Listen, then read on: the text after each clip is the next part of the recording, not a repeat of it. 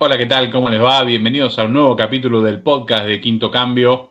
Esta vez en modo mundial. Modo mundial porque Quinto Cambio ya se mete a palpitar lo que será el comienzo de la Copa del Mundo. Nada, falta poquito ahí, días para arrancar este mundial tripartito entre México, Estados Unidos y Canadá, que recibirán, por supuesto, a la Copa del Mundo. Como siempre, de este lado, Daniel Massa, mi compañero, el querido Nacho de Tito. ¿Cómo estás, Nachito? ¿Qué hace, Dani? ¿Todo bien? ¿Todo tranqui? Todo bien, con muchas ganas de empezar la pasión mundialista. Debo reconocer que mi clima no es el mejor, esperaba recibirlo de otra forma, este podcast. No vamos a andar más en el tema que eso, a menos que, como dicen todas las falsas páginas de internet habidas y por haber, a Italia lo van a invitar porque se va a bajar algún equipo, cosa que vengo escuchando desde hace 3 mundiales, Difícil. desgraciadamente. Claramente difícil. Lo decimos por si hay algún distraído que ve esas páginas de Facebook sí, van a desclasificar o van a descalificar a Irán y van a poner a... No, muchachos, no va a pasar eso. Así que hagan como yo y piensen en 4 años. Piensen que vamos a ser 4 años más viejos para volver a ver a la Zurra en una Copa del Mundo, si Dios quiere. Pero mientras tanto, Nacho, hablar un poquito de lo que será este Mundial, cómo lo vamos a presentar, cómo será la versión de Quinto Cambio para, bueno, la previa de esta Copa del Mundo. Tenemos una idea para hacer, bueno, un proyecto de análisis, de charlar un poco sobre lo que serán, bueno, los grupos, los equipos, darle un contexto histórico, poner un poquito de color, como siempre, en la voz de nuestro especialista en análisis, el señor Nacho Betito, que se hará cargo de los 48 equipos, y es más, vamos a pedir a FIFA que amplíe un poco más, bueno, parecen poco 48, y para la próxima lo mínimo que queremos son 64, Nachito. No, con 32 estábamos más que bien, creo que era el número perfecto para la cita mundialista. Ya 48 me parece, ya lo he dicho en reiteradas ocasiones, me parece excesivo. Creo que con 32 está perfecto. Además, algo que vuelve este mundial, para ya empezar con los datos y la información, algo que vuelve este mundial que no se veía desde 1994 es la clasificación de los mejores terceros. En este caso, al haber 12 grupos para tener que completar 16avos de final, 8 de los 12 mejores terceros pasarán de ronda, lo cual también le suma que quien sea el campeón va a ser el primer campeón con 8 partidos disputados en vez de 7, como era habitualmente en los mundiales donde había desde octavos de final en adelante. Pero bueno, 48 selecciones para analizar, 4 de ellas debutantes en la cita mundialista, algo que era esperable, hacía mucho no debutaban tantas selecciones juntas en un mundial, pero es lógico, habiendo ampliado el cupo en un 50%, no hay un 50% más de participantes que me había pasado, era lógico que algún debutante se iba a meter, sobre todo, bueno, en las federaciones que tuvieron más ampliación de cupos, como fueron África, Asia y, bueno, lo de CONCACAF, que fue... yo no entiendo quién armó lo de CONCACAF, que entraron todos, básicamente. Pero Un bueno, horror. Realmente, déjame decir sí, eso, que me parece... Si hay algo que me parece un horror en el fútbol es la cantidad de cupos de CONCACAF, la cantidad de cupos que tiene CONMEBOL, sí, también. una barbaridad, ¿sí? Y cómo se dejó pasar Europa en el porcentaje de la cantidad de equipos que tenía cuando eran Sí. 24 y la cantidad que tiene hoy cuando son 48. Evidentemente, a negociar fue Homero con la mafia del lado europeo, porque le cambiaron el delicioso tope de puerta por esta horrenda galleta. Realmente no sé qué hizo UEFA en la negociación, pero a nivel porcentual perdió una cantidad de equipos increíble. Sí, en este creo que sí, si no me falla la memoria, tiene el 33% de los equipos que participan, cuando en su momento llegaron a ser más del 50%, con lo cual, bueno, una caída abrupta en la cantidad de integrantes del lado europeo, que, insisto, junto con África, tiene las eliminatorias más, no más difíciles, pero sí las más sanguinarias, ¿no? Las que menos te permiten Sí. equivocarte. Las más injustas, diríamos también, porque Yo no te da, diría, yo injusta no te le da poco digo, margen. te da poco margen, pero le da poco margen a todos. Digo, cualquiera que pierde un partido o dos que está prácticamente afuera. Para mí Sí, eso pero no lo que es pasa es que, injusta. a ver, si uno va a lo real, la más justa sería el desarrollo de Conmebol. Vos jugás contra todos, 2 veces. Bueno, listo. Ahí, a Sí, nivel sí. de competencia, es parejísimo.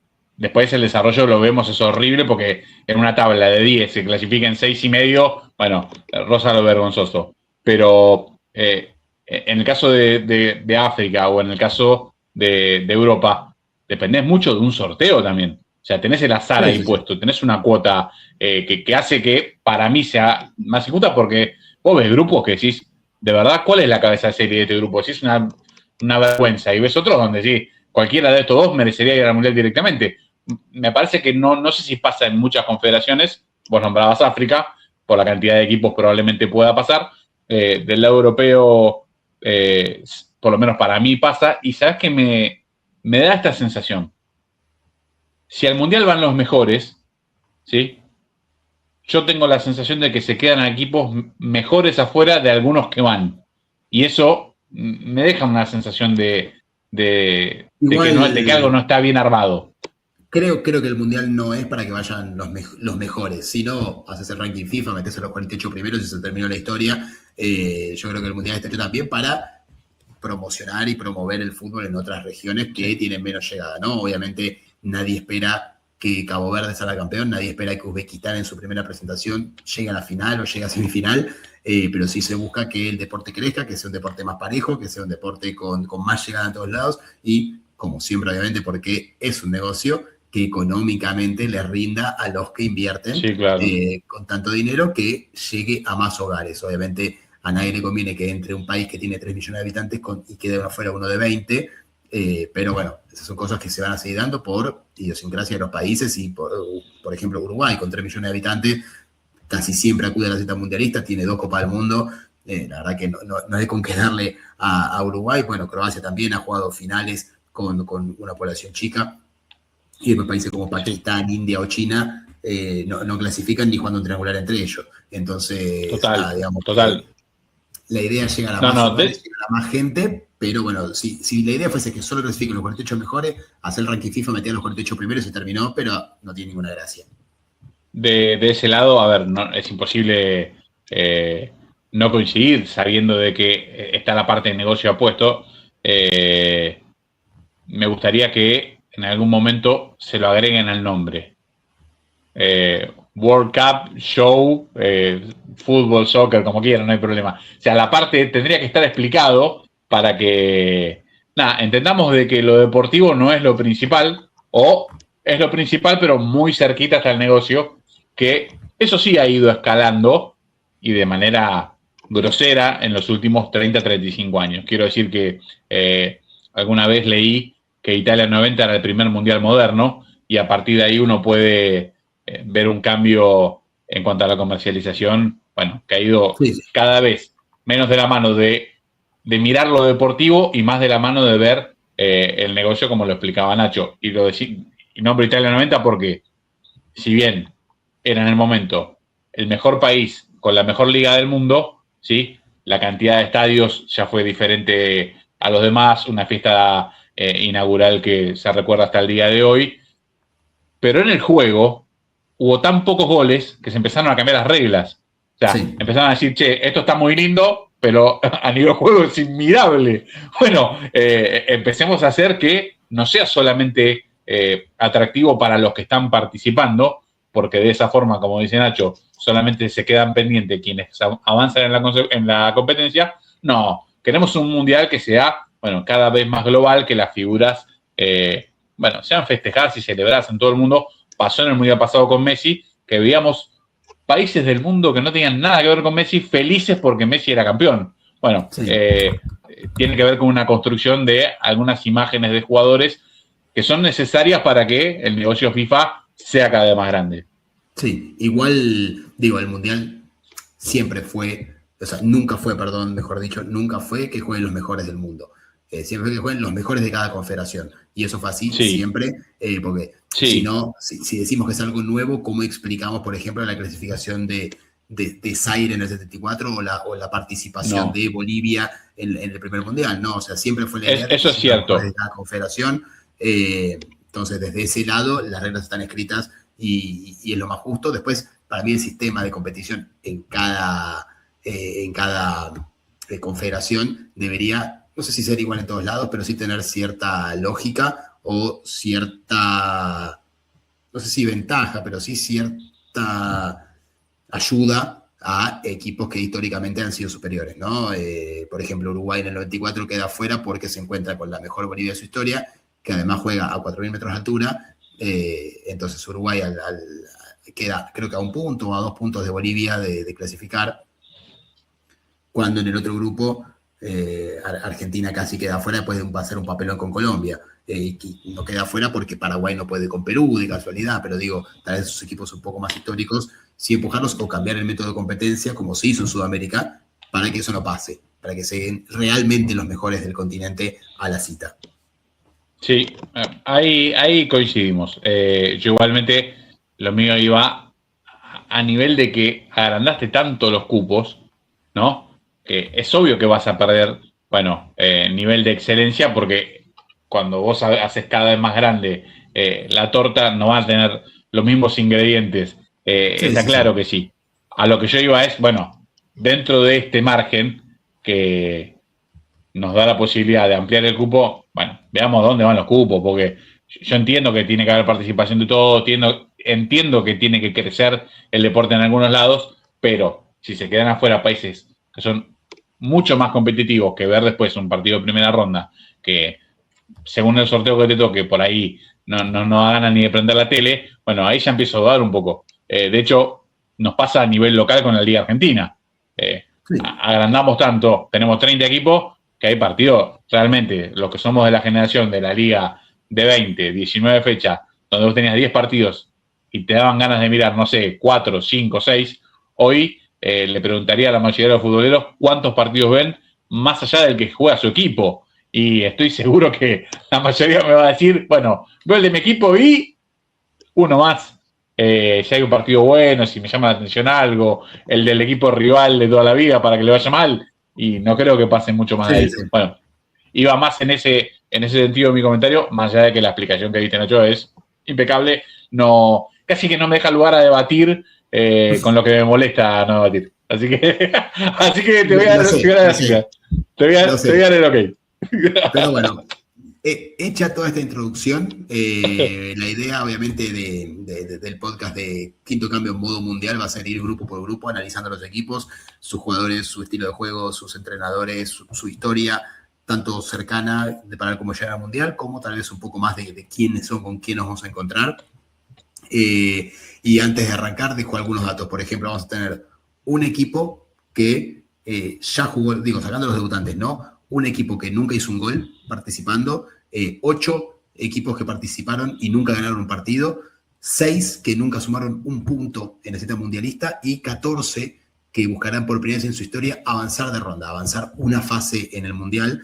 Y Dani, no te lo dije antes porque quería que realmente trates de adivinar la selección que más veces disputó la Copa del Mundo sin pasar primera fase. ¿Quién es para vos? De las que están clasificadas, ¿eh? Son 14 selecciones que jugaron al menos un mundial y no pudieron avanzar de ronda. Y hay uno, te lo digo así, 8 veces jugó el mundial y no pasó primera ronda. 8 veces. Upa. Difícil, Espera.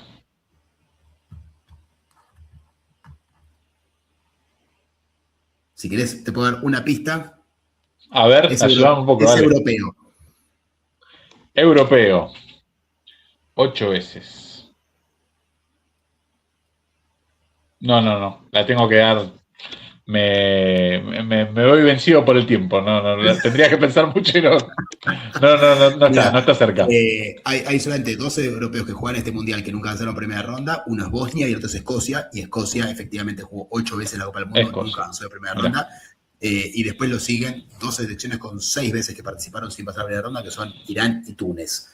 Túnez, yo siempre digo, candidatos a salir en primera ronda, creo que este mundial les va a pasar lo mismo, pero veremos. Igual, bueno, todas estas 14 selecciones tienen la oportunidad con el mejor tercero a ver si avanzan. Veremos si alguna de estas 14 logra romper el tema de no avanzar de fase. Pero bueno. Qué simpáticos los escoceses, ¿no? Simpáticos sí. Siempre.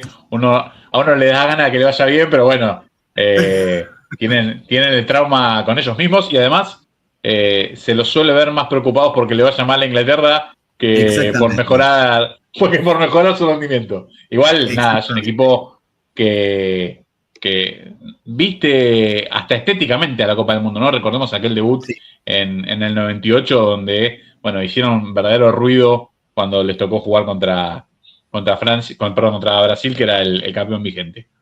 Exacto. Bueno, una Escocia que clasificó dramáticamente en el último minuto, después le termina dando 4-2 a Dinamarca, que la termina dando el repechaje y queda fuera, justamente contra una República Checa que está en el grupo A, que ya la vamos a analizar, que también tuvo una historia hermosa que ya veremos a continuación. Pero vamos a arrancar con uno de los 3 anfitriones, uno que hace prácticamente 4 años ya sabe que va a integrar el grupo A, ya sabe que va a jugar acá, que es la selección de México.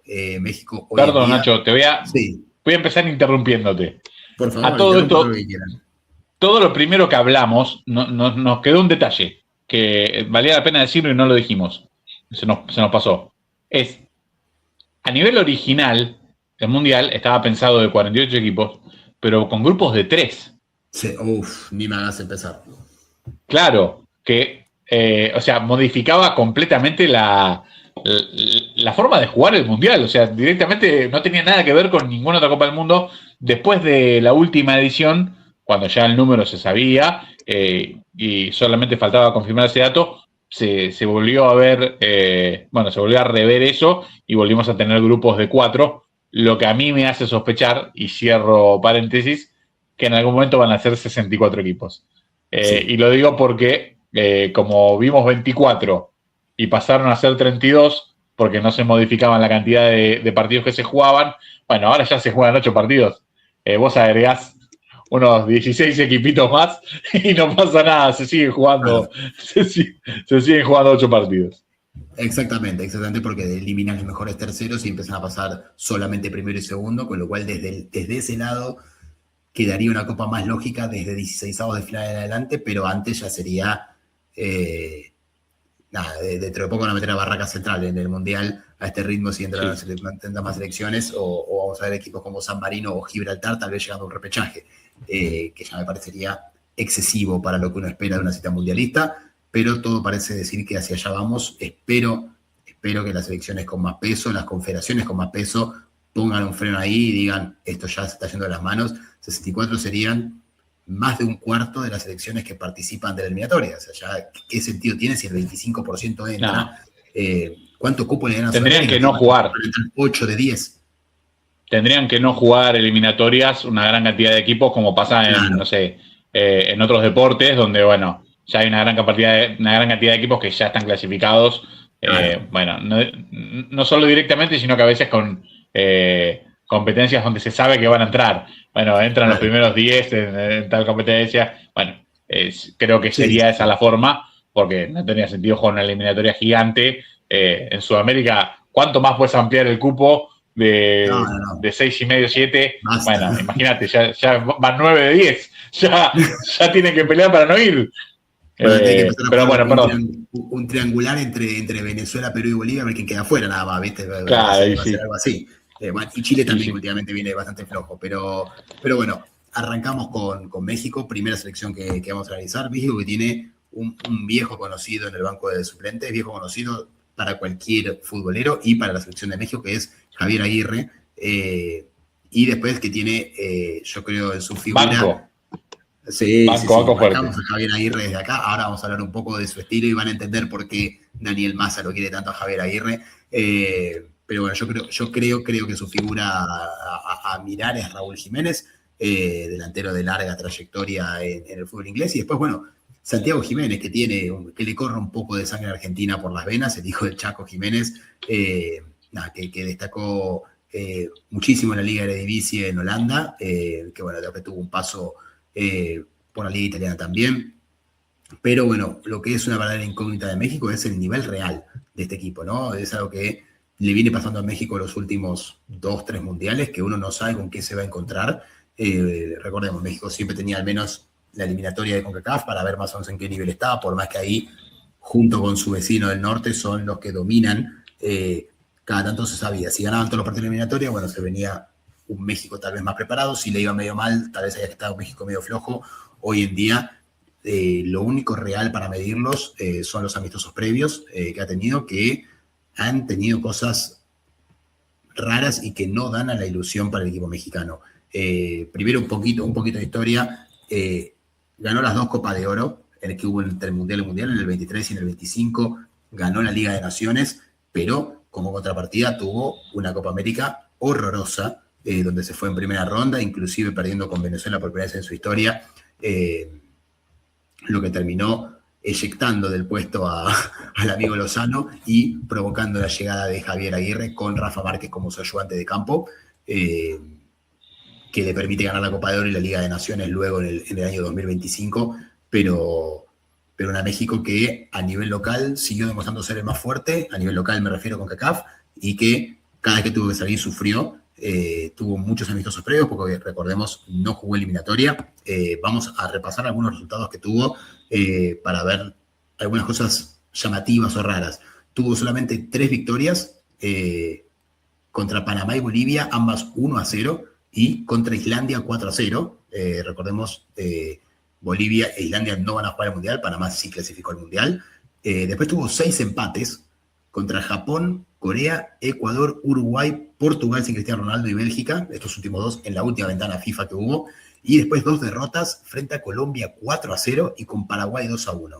Estos son los últimos amistosos que han jugado, un saldo de 3 victorias, 6 empates y 2 derrotas. Todavía le queda me río porque nombraste una goleada de Colombia y que el Paraguay del profe Alfaro te haga 2 goles también es goleada. Para el equipo Alfaro 2 goles goleada. Para el profe 2 goles. Se desató ese día Paraguay en ofensiva. Pero bueno, previo al Mundial tiene citas con Ghana, Australia y Serbia. Así que bueno, es realmente una incógnita lo que se espera de México, que también ha tenido muchos problemas como local. No porque, no sé, le cueste jugar de local o porque se juegan acostumbrados. La mayoría de los jugadores juegan en la Liga de México. El tema es la presión de la gente. Lo han dicho algunos jugadores que no se sienten cómodos jugando en México, que es demasiada la presión. Mismo en Estados Unidos han terminado algunos que han jugado mucho local, se han ido chiflados, aún con victorias o con empates que en la previa no se veían tan mal.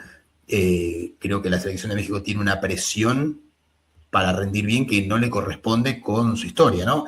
Una selección que solamente 2 veces alcanzó los cuartos de final y fueron las 2 como local, fuera de su tierra, nunca logró avanzar. Ya en el último mundial inclusive no pasó ni siquiera la primera ronda, y si bien algunas veces el sorteo le ha sido desfavorable, tuvo algunas oportunidades para avanzar a cuarta de final que desaprovechó por errores infantiles o por falta de experiencia o porque no tuvieron suerte de cara al gol. Te iba a decir, me resulta llamativo un par de cosas. Primero, uno puede entender un poco más la expectativa por el primer dato que das, que es que las 2 mejores actuaciones de México en su historia fueron las 2 veces que fue local. Exacto. Bueno, esta es la tercera. Por regla de 3 simple, los mexicanos dicen, bueno, tenemos que hacer la mejor actuación de la historia. Además, alcanzar octavos de final, esta vez sería jugar el 5.º partido, el famoso 5.º partido que se le viene negando tanto a México. Pero el camino evolutivo de México, que uno lo puede poner en el fútbol moderno desde su Mundial de local en el 86, donde alcanza los cuartos de final, y después tiene en Estados Unidos, en Francia, 98, en Corea-Japón, 2002, en Alemania, 2006, en Sudáfrica, 2010, en Brasil, 2014, y en Rusia, 2018, el pro y la contra. Pro, siempre pasar la fase, contra, siempre irte eliminado en octavos de final. Claro, el problema de México, hasta el Mundial pasado, era que te quedabas afuera en octavos de final. Problema que agravó en el Mundial pasado cuando se quedó fuera otra vez en la primera ronda. O sea, en vez de ir para adelante, fue para atrás. Y uno siente, viendo a los colegas mexicanos y viendo al público en general, hay una percepción del mexicano de que la selección es más buena de lo que ha demostrado, ¿sí? Claro. No decimos que no tenga potencial. De hecho, vamos a ver algún video de otra época de añeja donde lo veíamos como un equipo poderoso, pero en los últimos años, bueno, uno siente que quizás la falta de participación en las copas de Conmebol, un roce diferente, bueno, ha hecho que la selección también vaya un poco para atrás. Sí, ni hablar. Además, como decíamos, ¿no? la autopresión que se ponen, el tema es que lo que tienen también es que ellos en CONCACAF son muy grandes. La verdad, claro, que ganan casi siempre. Últimamente Estados Unidos le emparejó un poco la situación, pero las últimas 2 Copas de Oro las ganó México, la última Liga de Naciones, que fue la primera en realidad, la ganó México. Entonces, te da como, bueno, acá dominamos, somos claros dominadores, pero luego donde salen no pueden imponerse. Claro. Ya lo vimos, Te pasa empate el con síntoma Japón y Australia. Corea. Claro, que no sé, ni era gigante y cuando salía le costaba horrores. México ha empatado con Japón y con Corea, que se puede decir que son dos de los tal vez 3, 4 más importantes de Asia, pero no les pudo ganar. Después apenas suma victorias contra equipos de Conmebol de menor calibre, o sea, no le gana a Brasil, no le gana a Argentina, no le gana a Uruguay, bueno, ni hablar Colombia, que le ganó 4-0, pero le cuesta, hoy en día le cuesta con Venezuela, le cuesta con Chile, le cuesta con los más flojos de Conmebol, con los que no van al Mundial. Le pudo ganar a Bolivia recién 1-0, y no me quiero imaginar si Bolivia jugara de local con México, en la altura. Digo, si juega de local en Santa Cruz es otra cosa, pero, a ver, creo que tienen expectativas muy altas y no toman conciencia de que los rivales que ellos se enfrentan generalmente con CONCACAF son muy débiles, y por algo en los mundiales los vemos irse a todos en primera ronda, salvo a ellos Estados Unidos. Por ejemplo, Canadá, que el mundial pasado entró caminando, entró comodísimo.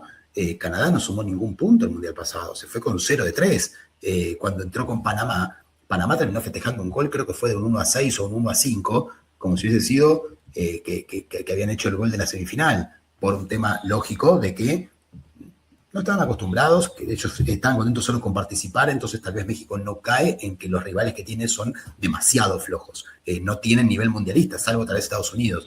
Sí. Lo que sí veo de positivo en este caso y que está haciendo Javier Aguirre es armar amistosos contra equipos que hayan jugado el Mundial, ¿no?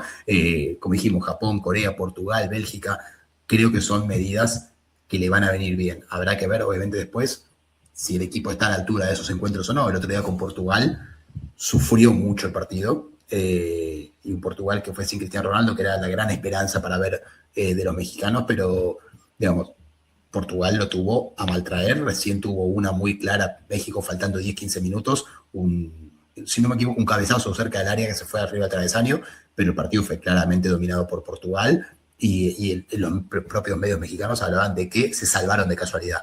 Entonces, nada, es una incógnita, como vengo diciendo, el nivel real de México y ver qué se puede esperar.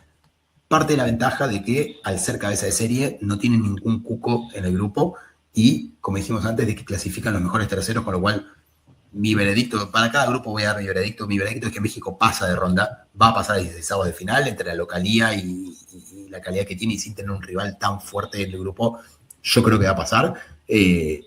No sé si como primera, no creo que como primera, pero sí como segunda o tercera de grupo seguramente termina avanzando, pero es raro además. Va a jugar en Guadalajara, por ejemplo, ¿no? Uno de los estadios donde va a jugar es en Guadalajara, donde no juega de local, según todo lo que estuve investigando, desde 2010. O sea, van a jugar en un estadio que juegan hace 16 años. Yo creo que si Argentina o mismo Brasil organizaron un mundial y dicen, bueno, vamos a debutar en Santiago del Estero, no, porque Argentina se juega todo en Santiago del Estero, pero vamos a debutar en Mendoza. Yo creo que Argentina iría a jugar 1 o 2 partidos a Mendoza, al menos antes de debutar en un mundial, ¿no? No sé, me sonaría muy raro que Argentina o que Brasil sepa que se juega en Porto Alegre y no vaya a jugar 1 o 2 partidos a Porto Alegre, ya sea de claro, amistoso, torneo, algo, lo que sea. Pero bueno, veremos. México arranca contra Sudáfrica, en lo que va a ser por primera vez en la historia de los mundiales una repetición de partido inaugural. Pasó en Sudáfrica 2010, cuando el local fue Sudáfrica y recibió a México con el recordado gol y baile de Shabalala en un empate 1-1 entre Sudáfrica y México. Bueno, acá va a ser México-Sudáfrica quienes abran el mundial, y como dijimos, primera vez que se repite un partido inaugural. Un par de cosas que quiero charlar con Nacho. La primera es que fue uno de los primeros momentos donde me empecé a indignar con el no festejo de los goles. El gol que hizo ese muchacho, hacer ese gol en un mundial, de local, pero lo tiene que estar gritando hasta hoy todavía, ¿sí? No tenés que pensar en una coreografía. Lo que menos te puede acordar en la vida es una coreografía, pero bueno, nada. Eso de un lado. Del otro lado... Te interrumpo lo del festejo, Dani, porque sí, toda la África subsahariana cuando hace un gol baila, y esto es histórico de siempre, así que desde ese lado los voy a defender. Los voy a defender a mis amigos de Sudáfrica. Está perfecto, no. lo lindo de las ideas es que cada uno pone la que quiera.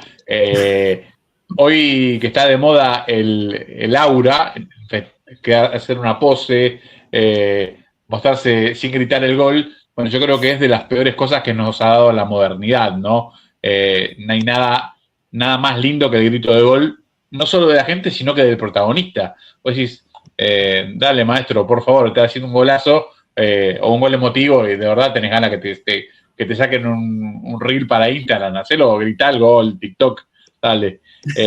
Y de otro lado, pienso en el Memo Ochoa. ¿Va a ir el Memo?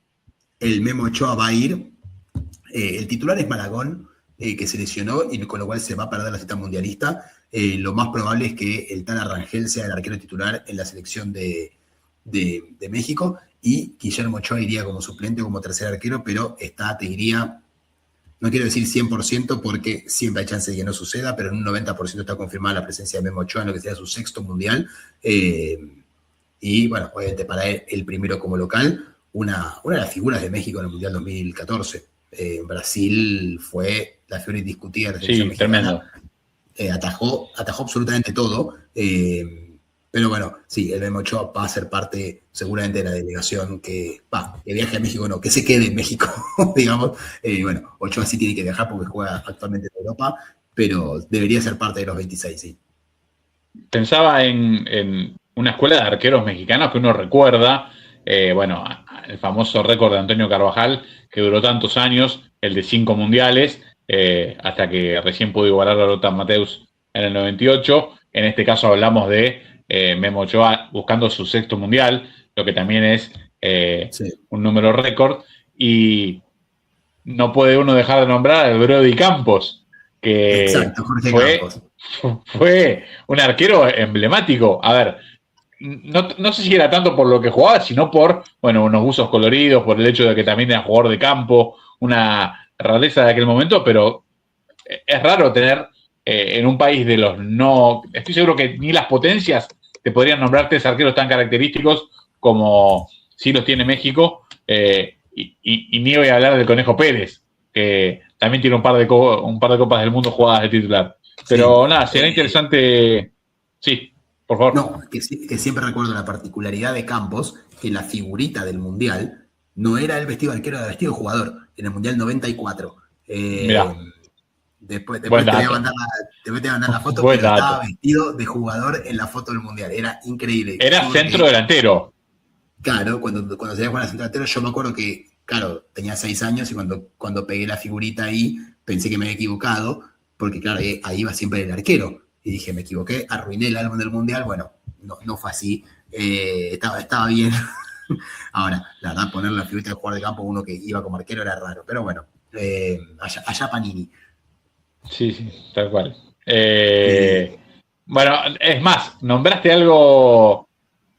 El Mundial 94 tiene una rareza, y es que el álbum que se vendió en Argentina no es el de Panini.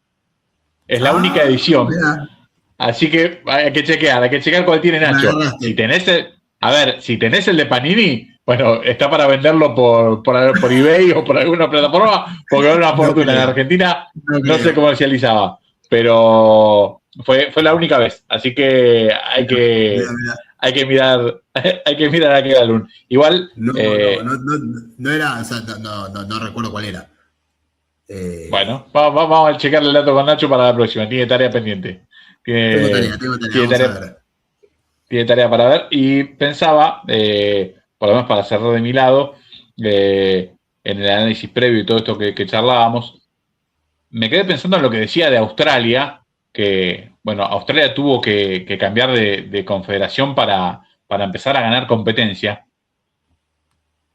Increíblemente México tenía eso sin haber cambiado de conferencia, porque jugaba las copas con los sudamericanos a nivel clubes y jugaba la selección la Copa América, razón por la cual la competencia de México, la competencia más fuerte, era contra los equipos de Sudamérica, Argentina, Brasil, etc. Y debemos decir que en su pico de rendimiento era el tercero, era el que venía después de Argentina y de Brasil, en un momento por encima de Paraguay, por encima de un Uruguay que estaba muy en baja, por encima de las otras potencias sudamericanas, México era un equipo absolutamente poderoso como selección, de hecho jugó finales de Copa América, y también lo era a nivel clubes, donde también jugó finales de Copa Libertadores y Copa Sudamericana. No ganó una Copa Libertadores un equipo mexicano de casualidad, Nacho. Sí, sí, sí, ni hablar. La que tiene con Boca, que la Bombonera ganó 1-0, podría haberla ganado 2-3 Cruz a 0 y Azul. dejar. Sí, Sí, sí, sí. sí. Bueno, mismo la que le gana ya más cercana al tiempo, River a Tigres.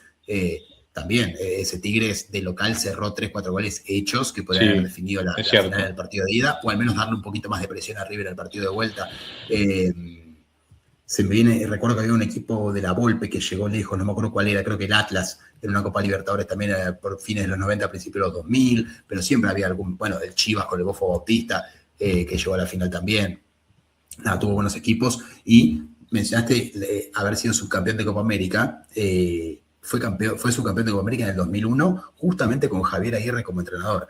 Javier Aguirre, para hablar un poquito de lo que es el técnico, es el técnico con mejor eficacia de puntos en la historia de México, con más de 20 partidos dirigidos, ¿no? Hay algunos que hicieron interinatos o periodos muy cortos que tienen más eficacia, pero que hayan dirigido más de 20 partidos. Javier Aguirre es el número uno en cuanto a eficacia, con más del 68% de los puntos obtenidos, y además es el más ganador en la historia porque consiguió 3 títulos, 2 Copa de Oro y una Liga de Naciones, además del ya mencionado subcampeonato de Copa América, con lo cual están en manos de un experimentado, un viejo lobo de mar, un tipo que va a estar seguramente a la altura y habrá que ver si puede poner a sus jugadores a la altura. En cuanto al estilo de Javier Aguirre, creo que ya es un tipo bastante conocido generalmente del fútbol en esta presentación, pero es un tipo más de los que les gusta a Dani, a mí también, no voy a mentir, un tipo más pragmático, un tipo que busca el cero, un tipo que busca lo efectivo por sobre lo visual. Acá en España fue contratado por varios equipos siempre para pelear abajo, pelear en mitad de tabla y tratar de meter algún zarpazo en Europa League o algo. Y bueno, siempre lo consiguió. La más recordada es en Osasuna. Después, bueno, en el Leganés casi lo salva de descender de categoría. Después estuvo en el Mallorca también. Nada, estuvo en todos lugares donde siempre rindió por encima de las expectativas, con equipos que no se espera que salga campeón, con equipos que no se espera que clasifiquen a Champions League. Pero bueno, un señor con muchísimo recorrido, que ya ha dirigido 2 mundiales, va por su tercero, todos con México. Este es su tercer ciclo en la selección mexicana. Y bueno, veremos si privilegia lo visual o no. Conociéndolo, creo que va a privilegiar el cero y ver si puede meter algún gol. Recordemos que tiene un poderío ofensivo muy importante. La selección de México tiene buenos delanteros, ya dijimos Raúl y Santiago Jiménez. Tiene también al argentino nacionalizado Berterame y uno de los favoritos del público, la Hormiga González, actual goleador de la Liga Mexicana, jugador del Chivas, 22 años. El otro día contra Portugal lo pedían desde los 4 costados de la cancha. Entró, tuvo una buena presentación. Muy probablemente se meta en la lista para ir al Mundial el fenómeno de la liga local, que es el Hormiga González.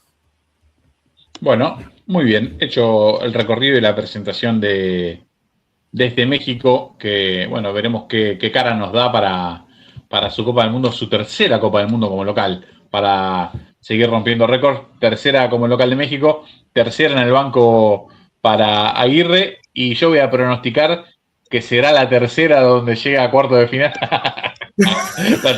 tanto no sé, pero bueno, esperemos que el público lo beneficie y que haga un buen mundial, ¿no? Será interesante ver, siempre es interesante y lindo ver cuando los locales van avanzando. Así que desde ese lado, bueno, me parece que tiene una gran chance México para intentar hacer su mejor participación desde México 86, ¿no? Estamos hablando de muchísimos años atrás, nada menos que 40. Sí, otra ventaja que tiene con esto que mencionás de llegar a cuarto de final es que yo pronostiqué que no iba a salir primero, pero si sale primero le toca contra un tercero de otro grupo, y si sale segundo, claro, tiene la ventaja de que le toca contra otro segundo, que justamente va a ser el segundo del grupo B, que es otro equipo que tiene como cabeza de serie a un anfitrión que es Canadá, con lo cual podría meterse en octavos de final sin enfrentar a ningún cuco, ¿no? En el grupo B, recordemos que están Canadá, Bosnia, Qatar y Suiza, con lo cual podría tranquilamente enfrentar al segundo de ese grupo, superarlo y ya meterse en los octavos de final, llegar al quinto partido, que sería no el objetivo de ellos, el objetivo de este sería el sexto, digamos, claro. pero meterse en los octavos de final sin haber enfrentado a ningún cuco ni a ninguna potencia. En caso de salir segundo y sale primero, tendría que tener mucha mala suerte para enfrentarse a algún tercero que le pueda hacer mucho frente. No debería ser algún grande caído en desgracia o que tuvo una mala fase de grupos o que tuvo mala suerte como para que sea un cuco. Tal cual. Bueno, es el pronóstico de cara a lo que veremos de México en este Mundial 2026. Pero vamos a ver a México en, creo yo, la que fue su chance más grande de desperdiciar en el último tiempo, sí. Nacho. Correrá la imagen para ver a la eliminación de México en el año 2001 en Copa del Mundo ante su rival de toda la vida, Estados Unidos. Y digo, es su chance desperdiciada, por lo menos la más grande para mí. Primero por el rival, un rival al que le ganaste toda la vida en mayoría, te toca en el Mundial. Bueno, es la chance para que vos juegues el famoso quinto partido y elimines a Estados Unidos. Segundo, por la primera ronda que habías hecho, espectacular, dominando un grupo donde estaban Italia y Croacia. Y tercero y último, por el momento histórico, había sido subcampeón de la Copa América en el año 2001, el Cruz Azul había sido subcampeón de la Copa Libertadores en 2001, había ganado la Copa de Oro con la final, perdón, la Copa Confederaciones de local, con la final con Brasil, un par de años atrás. Bueno, era un contexto histórico mexicano con muchas figuras, una gran delantera con Borghetti y el Pájaro Hernández. Bueno, creo que nada, de las chances que tiene para replantearse en su historia de pasar al quinto partido, creo yo que es la más grande y además creo que es el punto de inflexión, lo hemos dicho alguna vez, de donde México empezó a ir para atrás. Uno siente que este era el día para el despegue, a partir de allí, bueno, las cosas empezaron a irle cada vez peor al equipo mexicano, que acá sufre el gol de Landon Donovan, que tiene a sus propias fanáticas en la tribuna. Sí, esta para mí fue la más clara que tuvo México para pasar a cuartos. No se le termina dando. Una lástima, la verdad, porque te toca, como decís vos, ¿no? El rival de toda la vida, al que siempre le ganas en tu confederación, o al que casi siempre ganas en tu confederación, y te vas sin pena ni gloria, jugando muy mal, siendo pasado por encima por un equipo supuestamente inferior. Después de lo que habías demostrado, porque México, como decías vos, no llegó de casualidad a octavos de final, no llegó dando lástima, no llegó con lo justo, llegó muy bien plantado, todos veíamos una oportunidad inmejorable de México de meterse en cuartos y dar pelea en cuartos, no digo meterse en semifinal, salir campeón, pero sí de dar una buena pelea en cuartos de final. Bueno, termina siendo una... De hecho, Estados Unidos la dio. Sí, yo creo que fue la más grande decepción de México desde el 90, o sea, terminado el 86 para acá.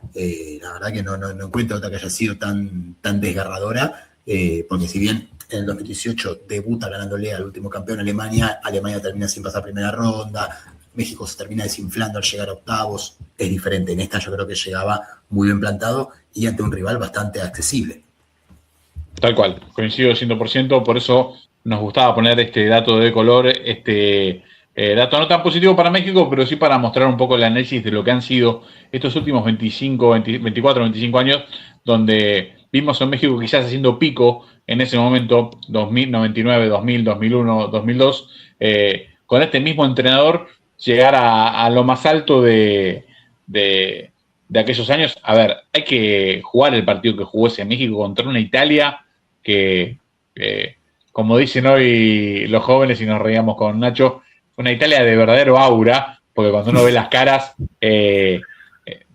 metía miedo por todos lados, y México jugó un partido donde, bueno, prácticamente dictó cómo se iba a jugar los primeros 55, 60 minutos. Italia casi se estaba quedando afuera. No tenía miedo de jugar contra los grandes de igual a igual e imponer las reglas. Ese México no daba la sensación de que tuviera que tener problemas para quedarse afuera con Estados Unidos, que también era un buen equipo, pero no en esos niveles. Además, lo decía Nacho, perdió la oportunidad histórica de jugar un cuarto de final contra una Alemania que le ganó a Estados Unidos así finito. Sí. No vaya alguno a creer que fue un baile o mucho menos. Le ganó así finito. Así que tenía quizás la chance histórica de, bueno, ponerse y hacer lío en esa Copa del Mundo Corea-Japón. Copa del Mundo, por lo menos desde este lugar completamente olvidable, donde salió todo mal. Todo lo que podía salir salió mal. Así que, bueno, cerramos el recuerdo y creo, Nachito, cerramos México también. Cerramos México y vamos para justamente su primer rival en esta Copa del Mundo, que va a ser Sudáfrica. Una Sudáfrica que tiene al segundo técnico más viejo de la competición, que es Hugo Broz. No es ni Mario Bros ni Hugo Boss, es Hugo Broz. Es una combinación de ambos. Y con su gran figura, creo yo que todos coincidimos en que la gran figura es Lyle Foster, el delantero del Burnley, que va a ser quien cargue a este equipo a ver si puede avanzar de ronda. Para hablar un poco de Sudáfrica, es el regreso de un grande de la región. Si bien esta va a ser recién su cuarta Copa del Mundo, recordemos que hasta el 90 estuvo vetado, con lo cual hasta el 90 no participaba en las eliminatorias por el apartheid, con lo cual de las siguientes 9 Copas del Mundo, esta ha sido su cuarta participación, mitad de participaciones de los mejorcitos de África en este lapso. Fue anfitrión en la Copa del Mundo del 2010 y es uno de los equipos que mencionamos, uno de los 14 equipos que mencionamos, que nunca avanzó de ronda. En los 3 mundiales que disputó, no pudo avanzar. En uno de estos, siendo local, de hecho, se transformó en el primer anfitrión en no avanzar de ronda. Solo récord horrible. Qatar, récord horrible, pero ahora olvidado por Qatar, porque Qatar no solamente no avanzó de ronda, sino que no sumó ni un punto. Con lo cual, bueno, en cuanto a récord negativo, ha sido superado Sudáfrica ya. Pero en ese mundial igualmente consiguió una victoria muy resonante contra Francia, 2-1, una victoria que ni los sudafricanos esperaban, así que se fueron, además de con el golazo de Shabalala, con una victoria frente a Francia 2-1 en el último partido. Tal cual, sí. A ver, de esas victorias que debe ser la más importante en la historia de una selección que no es de las poderosas. Digo, más allá del contexto de que estás eliminado y todo, te llevas una victoria contra Francia, bueno, ya es un mundial positivo. Totalmente.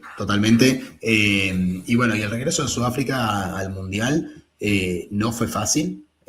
Vamos a analizar un poco cómo llega a Sudáfrica. Sudáfrica es el que manda el repechaje a Nigeria, entre otros, ¿no? Uno diría, bueno, Sudáfrica entonces habrá hecho un pedazo de eliminatoria. Bueno, no, la verdad que no fue así. Fue el clasificado con menos puntos en la Confederación Africana. Es más, sacó mucho menos puntos que algunos otros segundos de grupo. Terminó con muy pocos goles a favor también, pocos goles en contra. Ahora vamos a hablar un poco del estilo de juego del señor Hugo Broz y cómo plantó a su selección sudafricana del belga, pero una selección que se destaca por atacar con lo justo, no desordenarse, tratar de meter un gol y cerrar el partido. Si bien, como dijimos, dejó atrás a Nigeria, fueron 18 puntos en 10 partidos jugados, podrían haber sido 21, pero le descontaron 3 puntos por mala inclusión de Mokoena en un partido con Lesoto, que se le terminó dando por perdido 3-0. Pero igual sumó pocos puntos en un grupo en el que, sacando a Nigeria, no había ningún cuco, ¿no? Estamos hablando de que estaban Ruanda, Lesoto, Benín y Zimbabue. Ninguna selección, entre ellos 4 nunca han jugado un mundial, en las Copas África nunca han hecho mucho, con lo cual se sabía de antemano que iba a ser una pelea de 2 entre Sudáfrica y Nigeria, y tanto Nigeria como Sudáfrica hicieron una eliminatoria horrorosa. La verdad que parecía que estaban peleando por ver quién no llegaba al Mundial en ciertos puntos. Sudáfrica empatando muchos partidos insólitos, incluyendo mal un jugador. Nigeria, que le costó, creo que en las primeras fechas ganó un solo partido. Nada. Pero bueno, finalmente el señor Hugo Broz consiguió el objetivo con Sudáfrica, logró meterlo en una Copa del Mundo, cosa que no lograba desde el 2010, cuando fue local. Pero bueno, después, para analizar un poquito cómo venía, ya en el 2023 había hecho una buena Copa de África, había salido tercero al ganar la Nigeria el tercer y cuarto puesto, y en la Copa de África 2025, que se disputó en enero del 26, la que creemos que ganó Senegal, no sabemos todavía, pero esa Copa, si bien cayó en octavos de final contra Camerún, luego de hacer una buena fase de grupos, una derrota que te puede suceder contra Camerún, es otro grande de la región, otro de los poderosos, si bien no va a jugar el Mundial, era una derrota lógica, y tuvo unos amistosos previos muy desconcertantes, porque jugó contra Panamá, no una, sino 2 veces. O sea, eligió 2 veces el mismo rival para enfrentar antes del Mundial, y una selección que muy probablemente esté entre las peores del Mundial como Panamá, y no le pudo ganar. Empató y perdió con Panamá en la previa al Mundial, algo que dejó muy preocupado a toda la prensa sudafricana y con más dudas que certezas de cara a la gran cita mundialista. un Hugo Broz que dijimos asumió en el 2021 cuando ya quedó trunca la posibilidad de acceder al Mundial 2022. Pero bueno, aún así casi lo mete en el Mundial, quedó afuera por tener un gol menos que Ghana, ya que habían empatado en puntos, en diferencia de goles, en todo, termina metiendo un gol menos que Ghana y termina quedándose afuera. Pero bueno, hasta acá la presentación de cómo viene Sudáfrica, hasta acá hablé sin parar, Dani, no sé si tenés algo que agregar. No. Pensaba en la incorporación de un equipo que vuelve a la Copa del Mundo después de 16 años. Imagino que cuando uno ve el Mundial como se desarrolla hoy, sabiendo que hasta entrando en tercero tenés una gran chance de pasar, calculo que todo el mundo debe pensar en no es voy a hacer una experiencia, sino es voy a pasar de ronda, porque claro, como objetivo, ¿no? Porque sabes que ganas un partido y ya estás en la pelea de pasar a la próxima ronda. Sobre todo, y sin faltar el respeto a ninguno de los presentes, si te tocan un grupo México, República Checa y Corea, no estás hablando de ningún equipo invencible que en un buen día no puedas hacer partido, empatar o ganar un partido de Copa del Mundo. Más allá de eso, me gustaría preguntarte, porque le decimos a la gente, Nacho es de esos obsesivos que suelen mirar mucho para el lado africano, si vos crees que tiene como objetivo posible pasar verdaderamente, está claro que es el objetivo de ellos, ahora vos lo ves posible, ¿crees que puede pasar verdaderamente de grupo? Yo creo que va a salir última de su grupo Sudáfrica, lo digo con total honestidad, para mí va a ser la eliminada de este grupo. Ahora, las chances que le veo de poder hacer un buen mundial es que, va a sonar raro, pero que no le hagan un gol primero. Es una selección que en cuanto le hacen un gol, se queda absolutamente sin plan, y más contra un rival superior igual, ¿no? Tal vez si le hace un gol Ruanda o Lesoto, le puede salir a buscar 1 o 2 goles, pero le llega a hacer un gol México, y para mí no tiene forma de llegar porque, ahora vamos a ver un poco con los jugadores que tiene, pero es un entrenador que apuesta mucho al orden táctico, a estar bien paraditos y arriba depender de Encota y de Lyle Foster para ver qué pueden hacer, para ver si pueden hacer algo, pero eso no los exime de las responsabilidades defensivas a tanto a Foster como a Encota, con lo cual es una selección que para mí va, digamos, como objetivo, entre comillas, a empatar los 3 partidos 0-0 y si puede hacer un gol mejor. Creo que esa va a ser la función de Sudáfrica, además de que yo considero que es una de las selecciones africanas más débiles de las que clasificó junto con Ghana. Esa es al menos la sensación que me dio a mí, después de ver a muchos equipos de esta parte del mundo jugar las eliminatorias. Yo creo que Ghana y Sudáfrica van a ser, tal vez junto con Cabo Verde y Congo, los 4 peores de África en el Mundial, pero con nombre, ¿no? Porque Sudáfrica tiene nombre, Ghana tiene nombre, tal vez Cabo Verde y Congo tienen tal vez menos nombres en cuanto yendo uno por uno, pero no los veo como un equipo que salga a buscar un partido, ni siquiera contra Corea ni contra República Checa. Yo creo que van a ir en los 3 partidos como punto, a tratar de buscar un puntito, y si se encuentran un gol, defenderlo con uñas y dientes, con el cuchillo entre los dientes, como diría el Cholo Simeone, y tratar de aguantar como se pueda. Bueno, perfecto. Es un gran análisis previo para saber qué esperamos de este equipo, que además, más allá de todo, carga con la experiencia de no haber tenido la chance, y por eso lo preguntaba, de jugar en un mundial donde pasaras como tercero. Recordemos, el primer mundial es en el 98, el último es en el 2010. Estabas obligado a ser uno de los primeros 2. Tiene el récord negativo de ser el primer local que no pasa de ronda, pero le había tocado un grupo dificilísimo en aquel 2010. Y si había mejores terceros, pasaba de ronda. Claro, bueno, por eso, exactamente. En el 2010 pasaba, y también hay que pensar que otros locales que sí han pasado de ronda han pasado terceros. Entonces, claro, haciendo esa trampa, bueno, hay que ver si uno puede contar la estadística o no.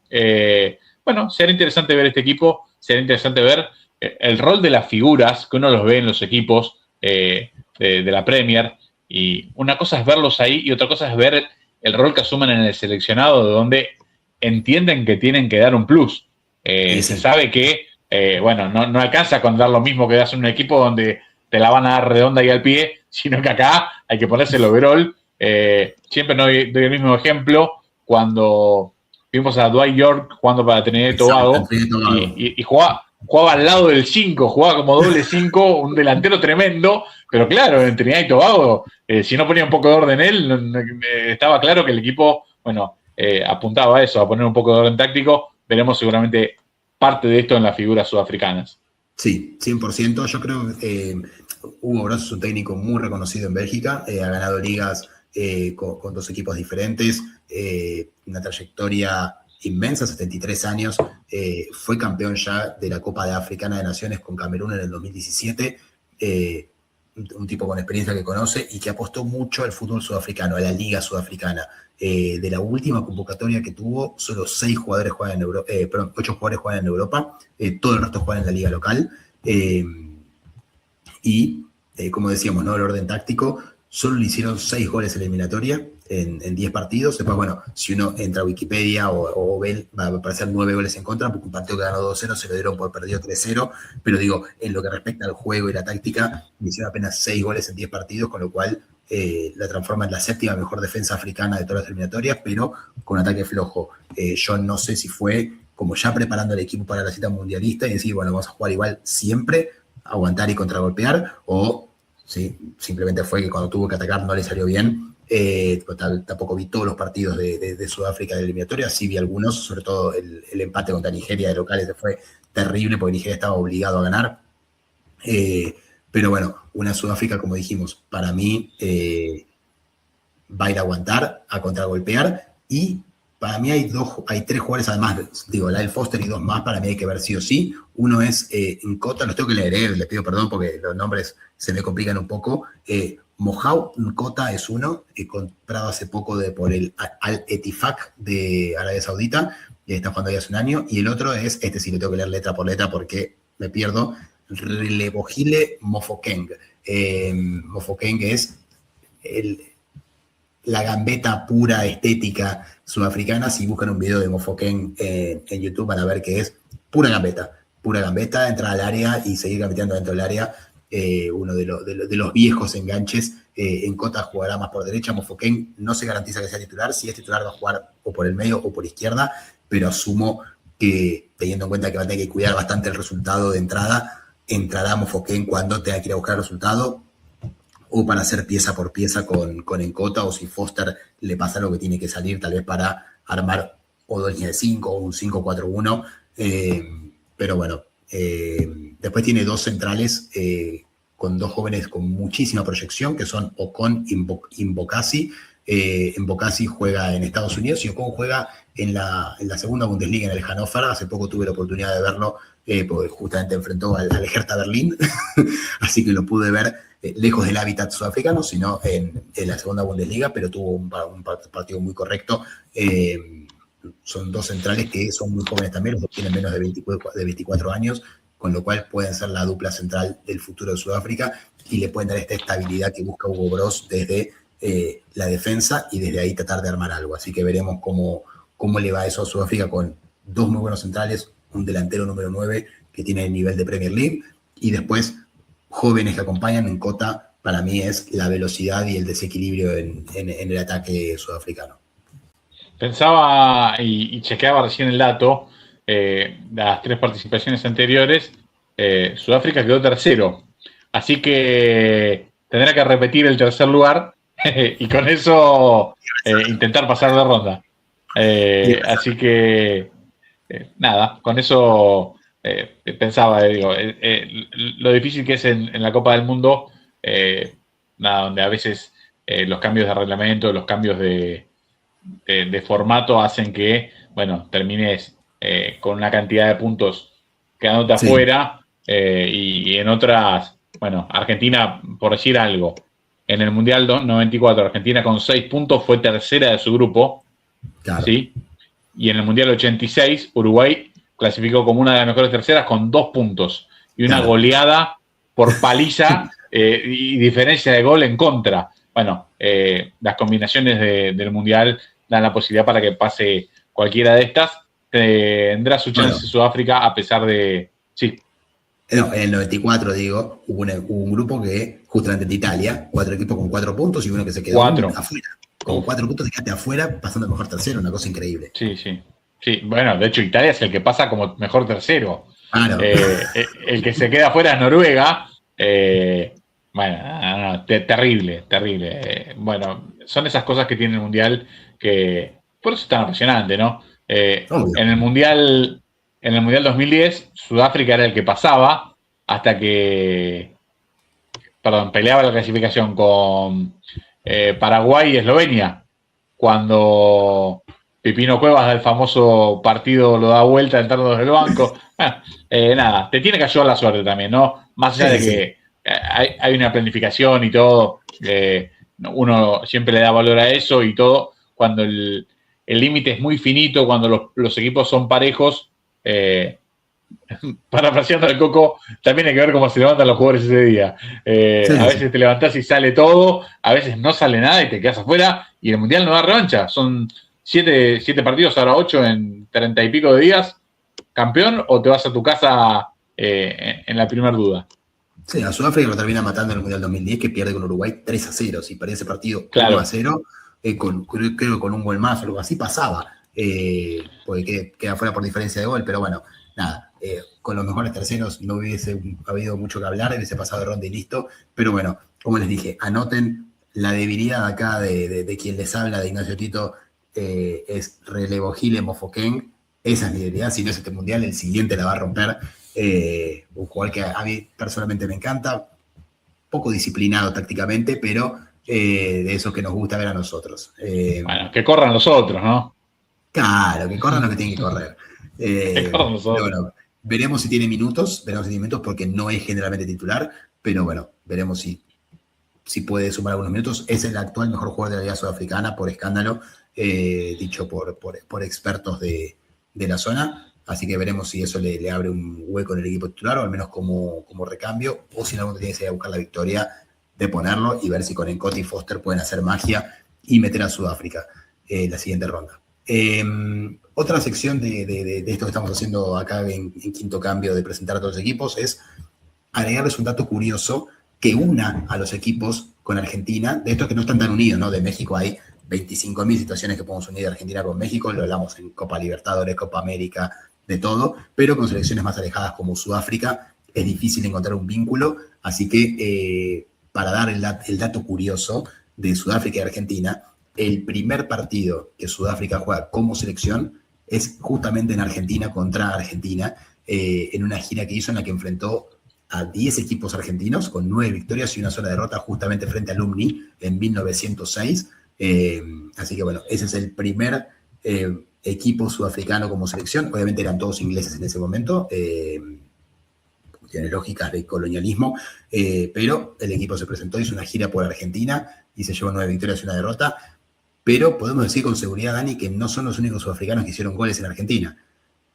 Totalmente. Vamos a ver un video y a renovar las esperanzas y las memorias de los que tienen casi 40, porque vamos a ver acá un gol del señor Teófilus Doctorson Kumalo, el famoso Doctor Kumalo, gol contra la selección argentina primero, para darnos una presentación de cómo eran sus cartas futbolísticas. Y acá su paso por Ferrocarril Oeste, ahí la trading card que se usó ese año, una novedad del fútbol argentino, cuando veíamos las figuritas que no se podían pegar, decíamos, ¿esto para qué sirve? Bueno, nos mostraban que los americanos usaban las de béisbol, las de fútbol americano. Nosotros claramente queríamos volver a las autoadhesivas, que fue lo que terminó pasando. Sin embargo, en aquella temporada, Doctor Kumalo estuvo en Ferro, jugó algo así como 4 partidos y marcó este gol contra Independiente en un empate 1-1. Una rareza ver un jugador de Sudáfrica en aquellos años en la Argentina. También sería una rareza en el día de hoy, pero bueno, hoy con la globalización por ahí se entendería un poco más. Debemos decir que dio una muy buena impresión en su debut. Fue, bueno, una de las figuras de aquel equipo de Caballito en aquel partido contra Independiente en la vieja cancha de Ferro. pensar, Nacho, que jugó solo 4 partidos. Mucha gente se quejaba porque, como lo vio bien, lo puso en el equipo del Grande T, el viejo Grande T, cuando llenabas la forma a mano y la mandabas por correo y no había forma de cambiarlo. Los cambios se hacían por teléfono. No. Así que quedabas condenado con Doctor Kumalo hasta el final del campeonato. Nada, un dato de color interesante, ver un jugador que después de jugar esos 4 partidos en Argentina, fue a jugar a la Liga de los Estados Unidos, jugó un tiempo allí, otra vez volvió a Sudáfrica para jugar el final de sus días como jugador profesional y además, como dato de color interesante, que lo había leído en algún momento y no podía encontrar dónde, recién encontré de dónde había sido los amigos de En una baldosa, que solían buscar estas historias de color años atrás cuando todavía se utilizaban las viejas páginas de internet o los blogs. Hacen una mención a Doctor Kumalo y uno cuenta una anécdota que yo la recuerdo, pero es interesante leerla de acá porque, bueno, muestra que en aquellos momentos, después de llegar a Ferro y hacerle el gol a Independiente, cuando le preguntan en Tribuna Caliente como quién había definido, si como Pelé o Maradona, respondió como los dos juntos. Así que, nada, interesante mostrar esa desconexión de la realidad que tenía Doctor Kumalo con aquel gol y después su ida rápida de Ferro, Nachito. Bueno, valía la pena nombrar a Doctor Kumalo, su paso corto por Argentina. Dato de color para cerrar el capítulo de Sudáfrica en este grupo A, que como bueno, nos decía Nacho, repasamos ya a México, repasamos a Sudáfrica y nos quedan todavía 2 contendientes. Así es, el primero vamos a arrancar un poquito con Corea del Sur. A día de hoy todavía la mejor asiática en la Copa del Mundo, digo, mejor resultado. Después de que haya sido la mejor o no, podremos discutir largo y tendido, sobre todo acá con un experto en la materia como Dani. Pero bueno, Corea del Sur, su DT, Hong Myung-po, y sus figuras yo creo que indiscutiblemente son Kang In Lee y Heung-min Son, son que jugó hasta hace poco en Tottenham, hoy en la MLS, pero bueno, sin duda la experiencia y la carta de gol del seleccionado coreano, y justo estos dos jugadores que, ahora vamos a ver, tuvieron problemas ya en el pasado. Pero bueno, Corea del Sur, un poco de contexto, una de las selecciones más grandes del continente asiático, ha ganado 2 Copas de Asia, la última en 1960, hace mucho que no sale campeón de su continente, pero es el equipo con más podios en la Copa Asiática, 11 podios, quien lo sigue es Irán con 9, Japón, por ejemplo, que es el máximo ganador de la competición con 4, solo 5 veces se subió al podio, además las 4 que ganó tiene un subcampeonato. Corea, además de los 2 títulos, tiene 4 segundos puestos y 5 terceros puestos en la Copa Asiática, así que sin duda estamos hablando de uno de los grandes de la región, que llega con algunas dudas, ¿no? Tuvo una clasificación, podemos decir, holgada, en una confederación que tiene pocas potencias, con lo cual, si ya antes entraban siempre los coreanos, ahora con el aumento de cupos era más que esperable que clasifiquen casi sin transpirar. Tuvieron 11 victorias y 5 empates durante el proceso eliminatorio para terminar clasificando en la primera fase que daba cupo al Mundial, ya que la fase asiática tuvo 3 fases diferentes donde había cupo al Mundial. Bueno, en la primera ya Corea se metió en la Copa del Mundo, pero bueno, tuvo un proceso un poco turbulento, porque el proceso arranca post-Mundial de Qatar, con la eliminación de Corea y con la asunción en el puesto de un conocido de nuestros anteriores podcasts, un conocido del fútbol mundial como era Jürgen Klinsmann.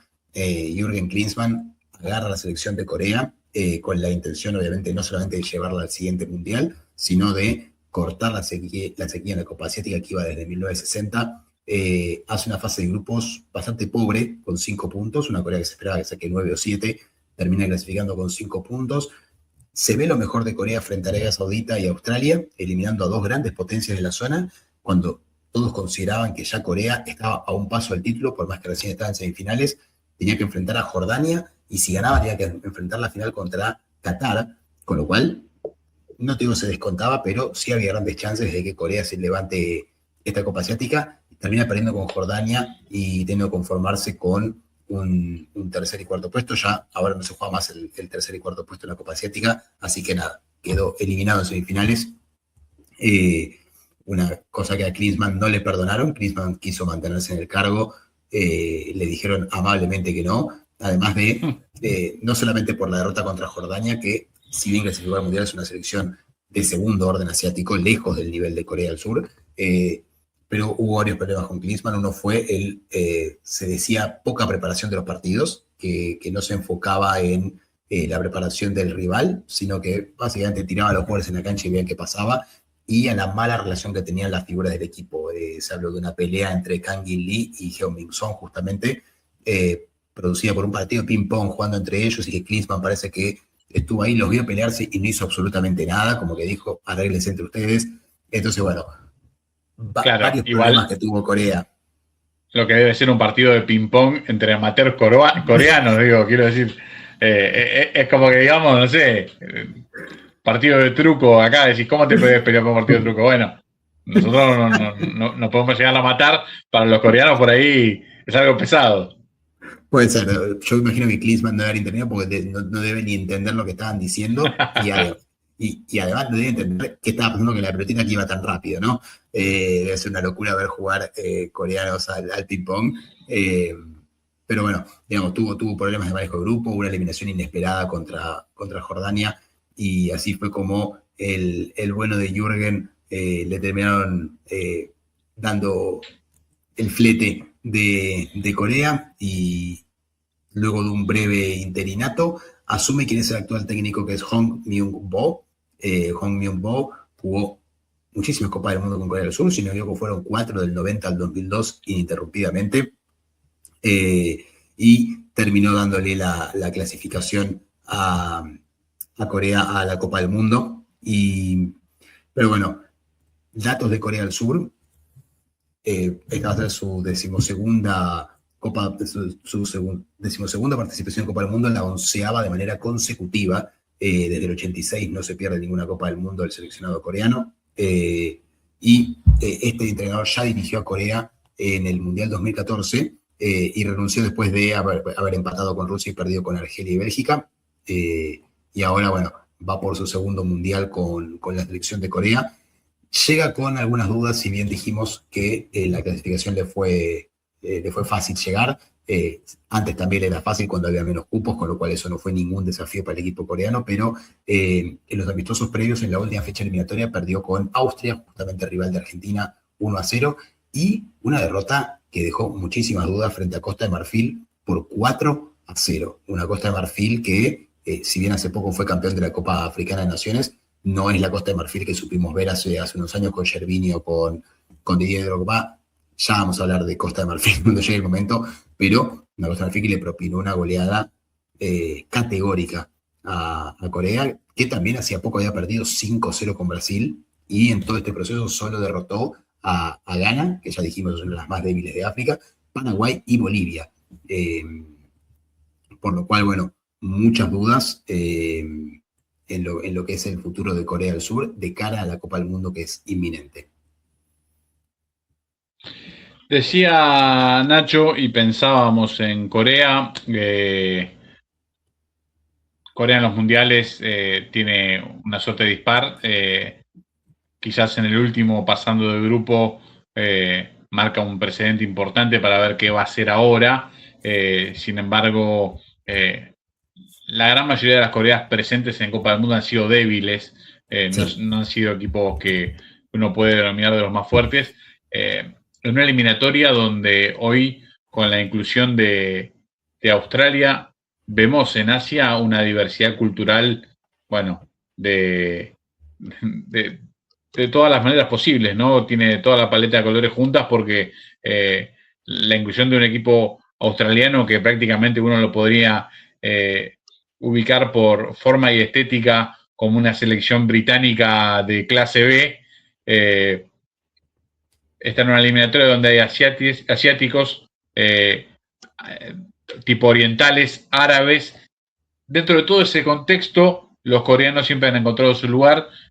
Uno siempre tiene como referencia el clásico con Japón, en el que tienen una ventaja histórica. Más allá de eso, suele uno tener la percepción de que en esos lugares es como que todo tiene una vida propia. Digo, ellos se ven de una forma y nosotros lo percibimos de otra. Cuando ellos hablan de grandes equipos, por ahí piensan en grandes momentos a nivel regional, ¿sí? Que a nivel mundial no termina haciendo demasiado ruido, más allá de aquella participación cuando fue local en el 2002, que, bueno, veremos alguna imagen, pero sacando esa participación donde se convierte en el primer asiático en jugar los 7 partidos, pero con, bueno, una manera escandalosa de llegar a jugar las semifinales, uno no cree que pueda ser un gran mundial un equipo como Corea. En la previa, digo, después en algún momento, así como Marruecos sorprendió al mundo en el mundial pasado, va a pasar que una Corea o un Japón en una tierra extranjera, en un piso que no tenga nada que ver con favores arbitrales, sacuda al mundo y se empiece a ver competir a estos equipos de manera de igual a igual. Tienen todo para hacerlo, tienen la infraestructura y los recursos como para, bueno, luchar y empezar a pensar en tener un fútbol más competitivo a nivel de selecciones. Creo que terminan siempre pagando el hecho de que al no tener la necesidad económica de dejar su lugar de origen, tienen poco roce a nivel clubes y creo que los jugadores es el principal drama que suele pasar también con los famosos equipos del mundo árabe, ¿no? Los jugadores ganan una fortuna en su fútbol, razón por la cual no tienen necesidad de irse a jugar a otro lado y esto hace que no terminen de evolucionar. Después los vemos y técnicamente no son jugadores malos, no es que decís no pueden jugar en Europa, para nada. Con un proceso de adaptación tranquilamente pueden adaptarse al mejor de los fútbol, pero nada, me parece que pasa por ahí el principal problema y lo marco porque ellos no lo sienten como un problema. Ellos no sienten, che, mira, esto tenemos que mejorarlo porque si no, no crecemos.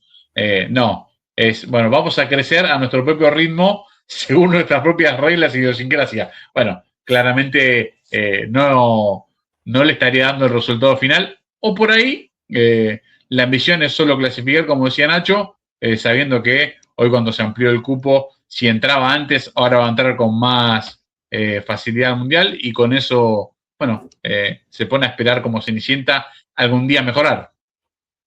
Sí, lo de Corea ahora, bueno, tiene cada vez más jugadores que están yendo a Europa, si bien vos mencionabas, Dani, con toda la razón, ¿no? Los asiáticos, generalmente, tanto el mundo árabe como de más Medio Oriente, perdón, más de Oriente, generalmente se quedan en sus ligas por temas de costumbres, por temas religiosos, por temas de dinero, como que no tienen ninguna necesidad de irse. Corea últimamente sí está exportando muchos jugadores, es más, si vemos la última convocatoria del seleccionador para la última fecha FIFA, creo que hubo solamente 5 o 6 jugadores que jugaban en Corea, como por ejemplo vimos en Sudáfrica, que era al revés, apenas 6 jugaban fuera de Sudáfrica para la convocatoria. Y vemos algunos nombres que ya se hacen comunes en el fútbol europeo, como Kang Lee, como Son, como Kim Min-jae en el Bayern Múnich, y después otros jugando tal vez no en equipos de primer nivel, no en el Bayern, no en el Paris Saint-Germain, pero sí jugando en Europa hace muchos años y creo, yo justo estaba a punto de decirte, para mí Corea es una de las candidatas a salir primera de este grupo. Dijimos, no hay ningún cuco. Sudáfrica yo creo que está un escaloncito debajo de los otros 3, pero creo que va a ser, junto con México, quienes van a definir el primer lugar de este grupo. República Checa lo veo, ahora vamos a hablar un poquito de República Checa, pero lo veo, parece más peleando el tercero o segundo puesto que el primero. Creo que va a apostar a ganar la Sudáfrica y ver qué pasa contra Corea y contra México. Pero bueno, Corea que tiene de entrenador a, como ya dijimos, ¿no? Un jugador que juega en el 2002, un defensor que juega de líbero, que va a aparecer más tarde, ya lo vamos a ver, les voy a mencionar cuál es, pero que tuvo que ir adaptándose, ¿no? Es entrenador hace 20 años, con lo cual arrancó con un estilo más defensivo, más italiano, si queremos decirlo, de jugar con líbero, defensa, pensemos en el 0, y después vemos, y los últimos años lo ha ido adaptando a un estilo un poco más moderno, más vertical, como diría Pato Mausa, de ir todo para adelante, pero lo ha ido adaptando en base a también cómo ha ido cambiando el fútbol, ¿no? En estos años no podemos decir que el mismo fútbol que se juega en 2002 es el mismo de hoy, parecen dos deportes completamente diferentes, y el técnico de Corea, si bien es técnico hace 20 años, se ha sabido adaptar a eso y le trata de dar su impronta un poco más moderna y europea al fútbol coreano, teniendo en cuenta también, como dijimos, ¿no? Que muchos de sus jugadores juegan en el fútbol europeo y que no les es algo tan raro como tal vez sí le puede costar a otras selecciones de Asia, como el caso de Irán, ¿no? Irán sabemos que siempre en sus listas el 90-85% de jugadores que juegan en el mundo árabe, con lo cual tienen poco roce, con lo cual no juegan a esa velocidad, no juegan con esa verticalidad o con ese juego que hoy en día se considera el fútbol moderno, con lo cual después terminan tal vez sufriendo los mundiales. Yo creo que Corea puede ser una parte importante en este mundial. Creo que va a pasar de ronda, creo que sinceramente va a pasar de ronda a los 16 de final y después, bueno, dependerá con quién le toca, ¿no? Dijimos de vuelta, el segundo de este grupo se asegura el segundo del grupo que tiene que hacer serie más flojo, que es Canadá. Así que yo creo que en este grupo va a haber mucha más pelea por salir segundo que por salir primero. Bueno, intentaremos ver si el pronóstico de Nacho es cierto o no. Los apostadores ya saben a quién reclamarle. Acá en Buenos Aires no nos hacemos cargo de nada. Viajen directamente a Madrid y pidan por el señor de Tito. Y él los atenderá con gusto. Tranquilamente, vengan a Madrid y pregunten por Cosme Fulanito, ese es mi nombre. Nombraba a Deli, Nacho al entrenador. Sí, por favor. sí, antes de pasar al entrenador, el dato curioso que une a Corea con Argentina es que el primer gol de Corea en mundiales, en la historia de los mundiales para ellos, fue justamente frente a Argentina en el año 1986, partido que Argentina le gana 3-1 y que fue el primer paso de la selección de Bilardo hacia el Campeonato del Mundo en México en 1986. Bueno, ese fue el primer gol de Corea marcado por Park. Después de eso, bueno, en casi todas las ediciones marcó goles el equipo coreano, que como bien decías antes, ¿no? Le cuesta mucho en los mundiales y prueba de eso es que solo en un mundial ganó más de un partido y fue justamente el que hizo de local 2002 con mucha polémica. En todos los otros mundiales solo ganó un partido, así que veremos si puede romper esa racha y tal vez meter 2 victorias en un mundial o quien te dice 3 y poder meterse en los octavos de final. Decíamos el entrenador que tiene su pasado como jugador, donde se termina despidiendo el mismo año del Mundial 2002 con muchísima polémica, donde tiene su mejor actuación en el equipo surcoreano, y acá vemos el partido de la polémica total. Podríamos haber puesto también el partido con Italia en octavos de final, donde, bueno, los fallos arbitrales fueron absolutamente favorables al equipo surcoreano en este partido ante la España de José Antonio el Macho Camacho. Bueno, realmente hay que decirlo con todas las letras, un verdadero robo, uno de los más grandes que yo recuerde, no solo en un mundial, sino en un partido de primera línea. Pienso en 3 goles anulados a lo largo del partido para el lado español contra España, un 0-0 que fue absolutamente forzado para llegar al final y a la definición por penales. Díganme ustedes qué cobró acá, ¿no? No, es imposible saber si cobró offside, mano, falta, porque no pasa nada. Entonces uno tiene que intentar de adivinar qué cobró. Bueno, muchísimas polémicas a raíz de este partido, cosas que fueron cambiando con el tiempo, el hecho de que todavía en este mundial las ternas arbitrales eran de países diferentes, ¿no? Eran árbitros que se juntaban para dirigir un partido de tanta categoría. El árbitro de este partido es un árbitro egipcio, que es el que termina anulando. En esta marca que la pelota se fue.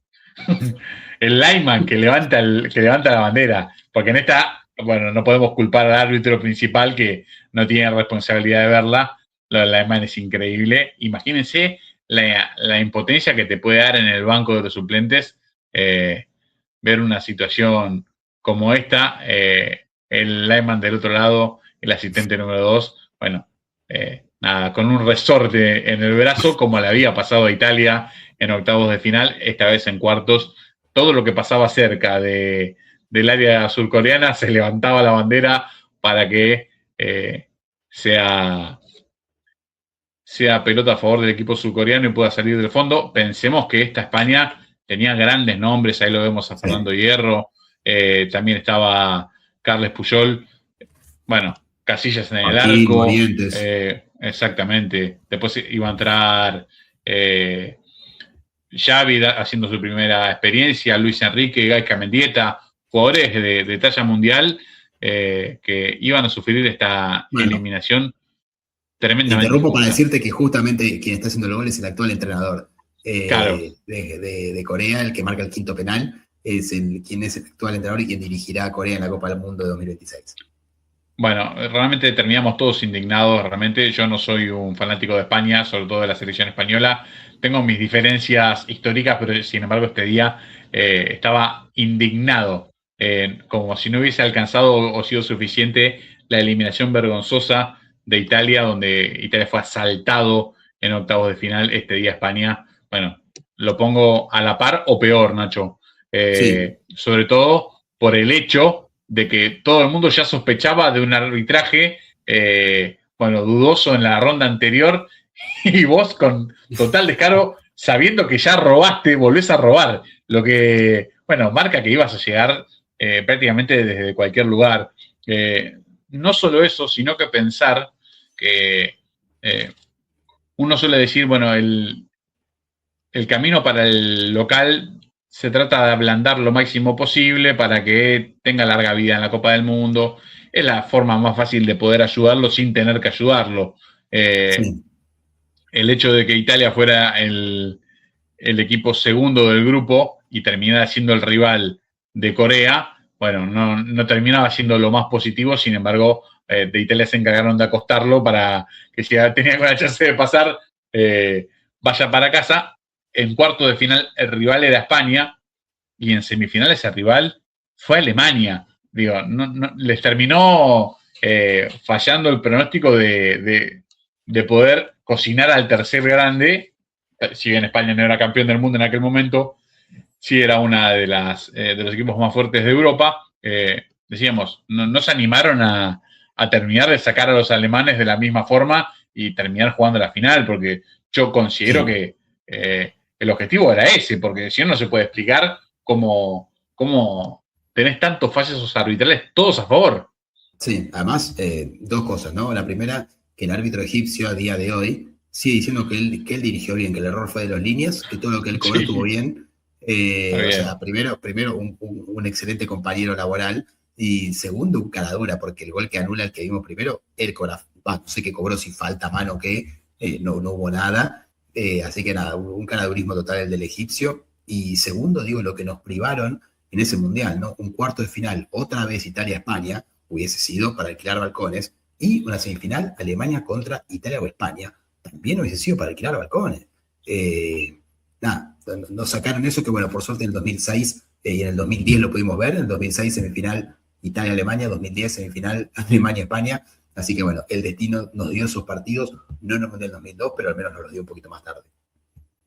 Sí, tal cual. Bueno, en varias encuestas a lo largo de los años, esta se siente en España como el mayor robo sufrido por la selección en la historia, y creo que no va a cambiar. Dudo que vayamos a ver alguna vez algo parecido a lo que pasó en aquellos años donde no había VAR, donde no había forma de revisar ningún tipo de jugada y donde todavía se podía maniar y muñequear con bastante más evidencia algunos fallos arbitrales, cosa que hoy se podría hacer, pero quedaría extremadamente más expuesto cualquier colegiado que tome una decisión de ese caso.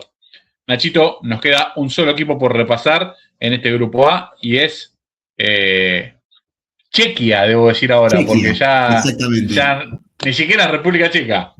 Ni siquiera República Checa, vamos a decir Chequia ahora, pero bueno, a modo de sonar más antiguo y romántico, vamos a decir, la República Checa, como siempre le dijimos nosotros desde que se separó Checoslovaquia. Como dijo alguien del gobierno hace poco, dijo Checoslovaquia directamente. Bueno, ya está, ya sé que volvió en el pasado alguien del gobierno argentino, no recuerdo quién fue, que dijo, estuvo por Checoslovaquia. Dijo, bueno, está bien, sí, decirle como quieras que no hay problema, está. Se entiende. República Checa, para poner un poco en contexto de qué estamos hablando, República Checa desde que se separaron República Checa y Eslovaquia, que era lo que formaba Checoslovaquia, República Checa clasificó a todas las Eurocopas y solo a un mundial, y este es el segundo recién, lo que se puede llamar la definición de una selección de segundo orden europeo, porque si en la Eurocopa que entran más equipos entras siempre, en el mundial que hay un poquito menos cupos, quedas afuera casi siempre, claramente no sos del primer nivel, pero estás ahí en el segundo nivel firme del fútbol europeo. Pero bueno, una República Checa que está lejos de su generación dorada, lejos de lo que fue la selección de Milan Baros, de Pavel Nedved, de Jan Koller, de Rosicky, de Jan Kulowski, bueno, de Peter Sech, todas las bestias que vimos en República Checa en su momento, que metían miedo y que aún así tuvieron un Mundial 2006 muy por debajo de las expectativas, donde se fueron afuera en primera ronda. Esta selección está muy lejos del brillo y la calidad individual que tenía ese equipo, pero tiene mucho más orden táctico. Es una selección que sabe muy bien a lo que juega y por sobre todas las cosas, su técnico sabe muy bien a lo que juegan sus rivales. Mencionamos hace un rato que el técnico de Sudáfrica, Hugo Broz, de 73 años, era el segundo entrenador con mayor edad. Bueno, el primero justamente es el de República Checa. El señor Vladimir Kubek tiene 74 años, uno más que el amigo belga Hugo Broz, y fue contratado para el repechaje, después de una catastrófica, no, pero sí humillante derrota frente a Isla Feroe en la clasificatoria por 2-1 en las islas. República Checa decidió dar un golpe de timón, despedir al técnico y llamar a Kubek en lo que fue una decisión rarísima. Ahora vamos a andar un poquito más en eso, pero bueno, trajeron a Kubek, que entrenador desde 1988, recién era su oportunidad en la selección checa, con el objetivo de clasificarlo al Mundial, cueste lo que cueste.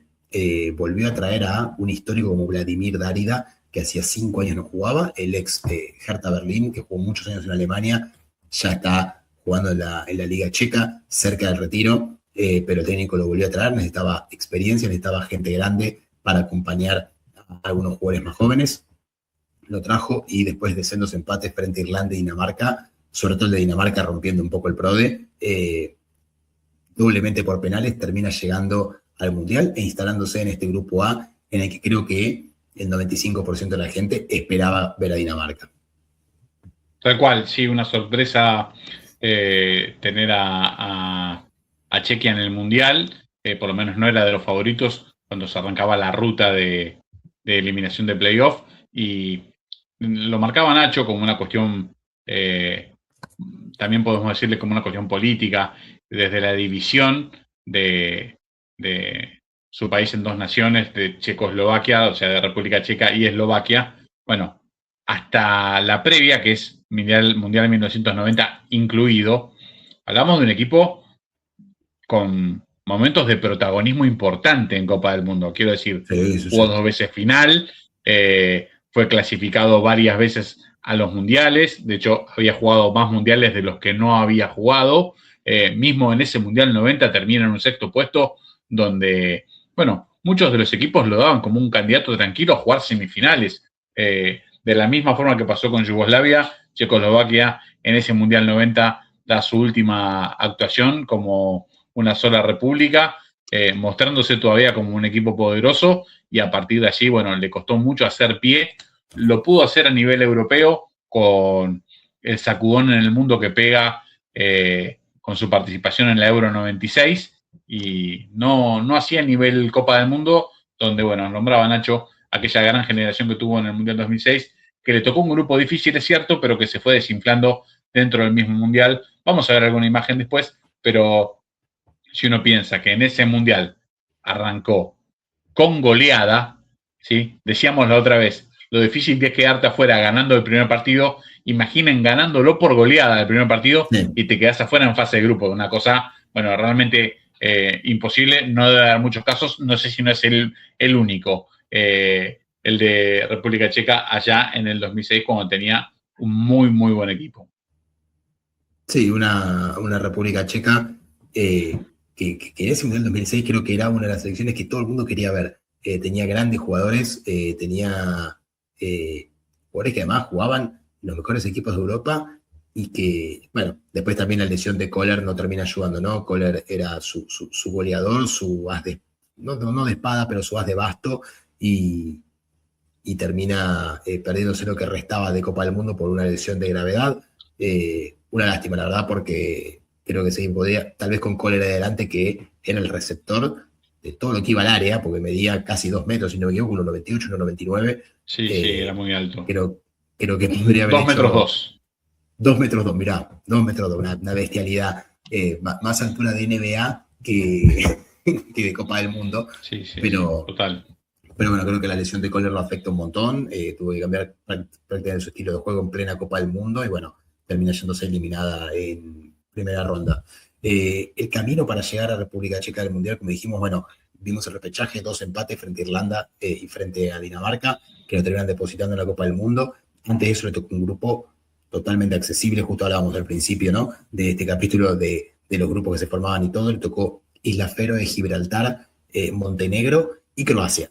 Obviamente Croacia, cabeza de serie de ese grupo, pero bueno, República Checa tuvo resultados preocupantes, perdió contra Isla Feroe, a Montenegro apenas le pudo ganar 2-0 como local, con Croacia perdió por goleada 5-1. Bueno, la derrota con Isla Feroe terminó eyectando al entrenador y trajeron a Kubek. ¿Qué tiene a nivel jugador en República Checa? Bueno, creo que coincidimos todos que su figura es Patrick Schick, el delantero del Bayer Leverkusen, que fue campeón con Xabi Alonso en el Bayer Leverkusen, y que antes de que llegue Xabi Alonso era la bandera del Leverkusen, era el faro de esperanza en el que recaía todo el peso del ataque del equipo alemán.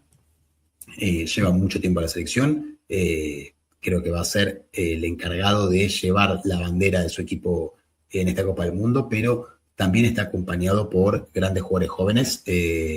Uno de ellos, uno que tuvo muchos problemas de lesiones los últimos 2 años, que es Klosek, también juega en la Liga Alemana, también juega en el Bayer Leverkusen, ahora está en el Hoffenheim, pero juega poco y nada debido a distintas lesiones. Es más, que si no me falla la memoria de la clasificación mundial, jugó un solo partido. Así que, nada, veremos si llega a tiempo a recuperarse, y no solamente a recuperarse, sino también a jugar, ¿no?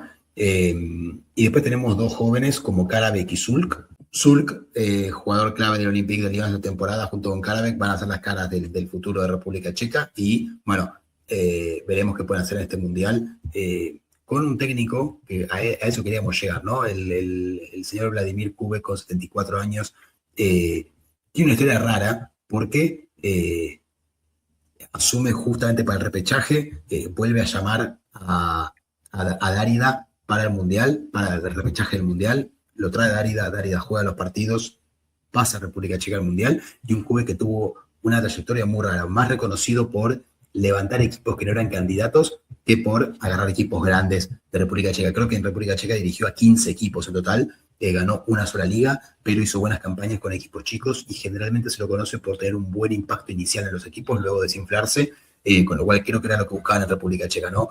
Un tipo con experiencia que conozca mucho la Liga Checa, que conozca a los jugadores. También fue técnico de inferiores en la selección y fue ayudante de campo de un técnico de la selección, con lo cual creo que querían que conozca a los jugadores, alguien que tenga vasta trayectoria en el fútbol checo, con experiencia, tipo 74 años, y que le pueda dar un impacto inicial al equipo para clasificar y ver qué pasa en la Copa del Mundo. Como dijimos, yo creo que República Checa va a estar entre el tercer y segundo puesto del grupo. Habrá que ver cómo le da con Sudáfrica y qué puede hacer contra México y Corea del Sur. El técnico Kubek apuesta a un esquema defensivo generalmente, aguantar y contragolpear, tirarse a Schick y que Schick aguante el juego, y de ahí jugamos, y de ahí dependerá qué pase con Karabek, con Sulk, con Klosek si es que llega a jugar, y obviamente con el cerebro Dárida de vastísima experiencia en el fútbol. Y bueno, como dijimos, Kubek, para enganchar acá con la historia, fue traído por Pavel Nedved. Pavel Nedved es el que lo llama y le dice: por favor, Kubek, venía a salvarnos, venía a darnos una mano, tenemos que llegar al Mundial, hace 20 años no lo jugamos, creo que esta es la chance. Tal cual, Nedved lo nombraba Nacho, bueno, con un pasado más reciente como dirigente que como jugador de fútbol, donde, bueno, ha dejado su carrera ya hace varios años atrás. Nos toca hablar de Checa y nos toca hablar de Nedved, y por eso lo elegimos como alguien para mirar, para ver el tipo de talento que tuvo alguna vez República Checa. No por nada fue Balón de Oro, y realmente créanme que lo tenía bien ganado, un verdadero crack el checo, jugando 13 temporadas en el fútbol italiano.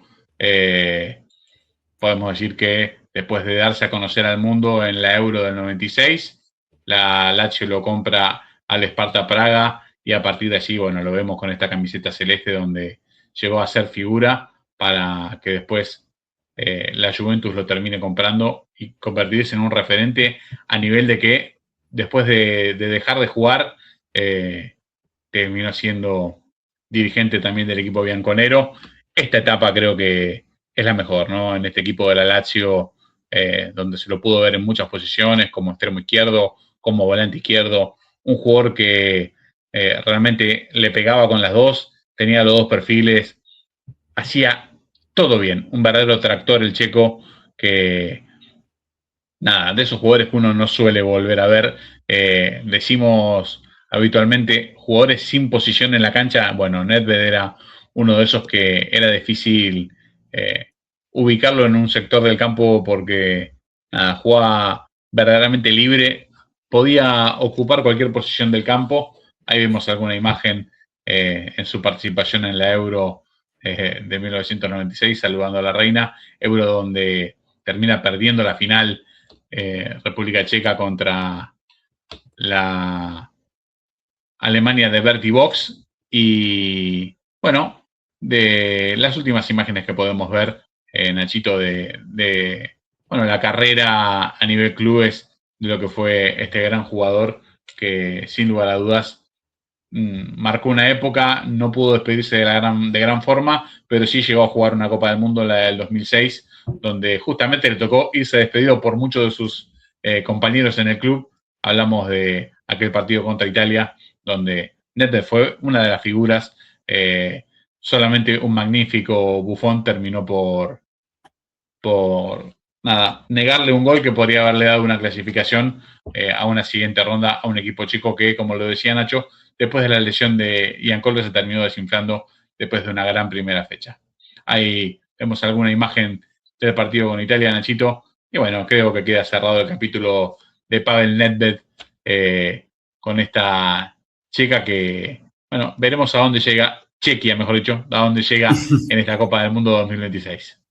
Sí, nos quedó para hablar nada más el dato curioso que tenemos que une República Checa con Argentina. En este caso vamos a hablar de Checoslovaquia, que en el Mundial 1958 le ganó a Argentina 6-1, dándole lo que es hasta el día de hoy, y esperemos que así se mantenga, la peor derrota de la selección argentina en mundiales. 6-1. El famoso desastre de Suecia. El famoso desastre de Suecia, que bueno, terminó con la selección de Checoslovaquia dándole una paliza y un baile histórico a la selección argentina. Perfecto, Nachito. Cerramos videos, cerramos también a República Checa con toda la info de Nacho y este primer capítulo de Quinto Cambio Modo Mundial. Nachito, un placer como siempre. Realmente, bueno, esperemos que no quede mucho más Modo Mundial, porque tenemos muchos grupos por delante, así que lo hemos disfrutado un montón. Lo mismo digo, Dani, veremos cómo avanza todo y seguiremos con el grupo B, otro grupo sin un claro candidato, a ver qué nos dicen. Palabra final, no para apostadores, sino para mi opinión. Yo creo que el grupo va a ser Corea, México, República Checa, Sudáfrica, o invirtiendo el 1 y el 2. Bueno, quedará la palabra de Nacho grabada, así que podremos repasar después si se equivocó o no. Nachito, un abrazo grande, un verdadero placer. Un abrazo enorme, Dani.